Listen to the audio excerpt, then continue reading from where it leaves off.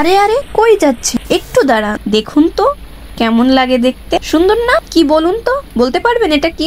আরে এটা পালং চিকেন। এটা দেখেছিলাম ইউটিউবে রান্না কর, আমিও রান্না করলাম, খেতে কিন্তু সেই টেস্ট। লুচি দিয়ে খেয়েছিলাম, খুব মজা লেগেছে। আপনারা চাইলে পরোটা, রুটি, নান, লুচি দিয়েও খেতে পারেন আমার মতো, খুব টেস্টি, খুব মজাদার। চলুন তাহলে রান্নার প্রসেসিং এটা বলে দিই, এখান থেকে দেখে দেখে শিখিয়ে আপনারাও রান্না করবেন এবং মজা করে খাবেন। প্রথমে পালং শাকটাকে আমি সেদ্ধ করে নিয়েছি অল্প একটু, 2 মিনিটের মতো।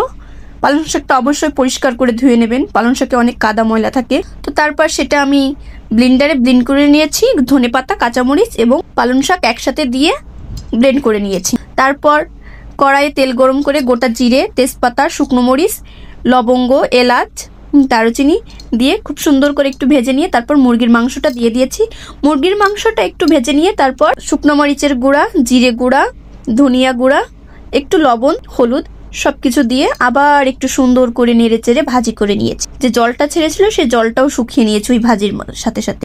এরপর আদা, রসুন ও পেঁয়াজটা ব্লেন্ড করে রেখেছিলাম, সেইটা আমি এবার মাংসের ভিতরে দিয়ে খুব সুন্দর করে মিশিয়ে, এটাও একটু কাঁচা গন্ধ চলে যাবে ততক্ষণ একটু ভাজি করে নেব। পেঁয়াজ রসুনের কাঁচা গন্ধটা অবশ্যই ভাজি করে দূর করতে হবে, নয়তো গন্ধ হবে, ভালো লাগবে না খেতে। তারপর ওই যে পালং শাকের যে পেস্টটা করে রেখেছিলাম সেই পেস্টটা দিয়ে খুব সুন্দর করে ওটাকে আমি আবার ভাজি করে নেব। ঠিক আছে, খুব সুন্দর করে ভাজি করতে হবে। এখানে মাংসের ফ্লেভার, পালং শাকের ফ্লেভারটা মাংসের ভিতরে ঢুকে যাবে। এত যে টেস্ট খেতে, যে কি মজা, না খাইলে বুঝতে পারবেন না। আপনার কালারটা দেখে নিশ্চয়ই বুঝতে পারছেন কত সুস্বাদু। তারপর পালং শাকটাকে মাংসের সাথে কষিয়ে নিয়ে তারপর আমি আবার সেটাকে কষানোর পরে ঝোলের জল দিয়ে খুব সুন্দর করে নেড়ে চেড়ে হয়ে গেলে তারপরে একটু সামান্য জিরা গুঁড়া দিয়ে ছিটিয়ে আবার একটু ঢাকা দিয়ে খুব সুন্দর করে নামিয়ে নিয়েছি রান্না করে।